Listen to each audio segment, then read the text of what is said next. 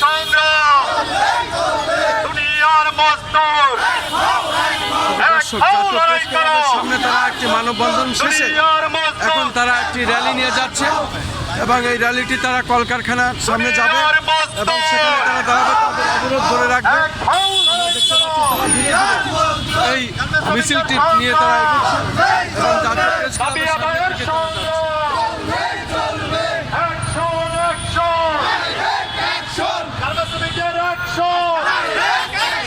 যেই হাতে শ্রমিক মারে সেই হাত ভেঙে দাও।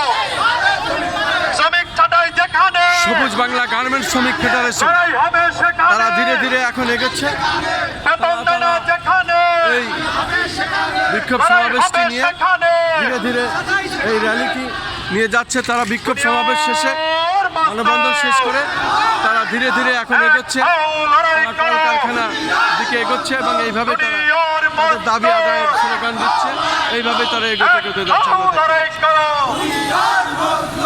গার্মেন্টস শ্রমিকদের সংগ্রাম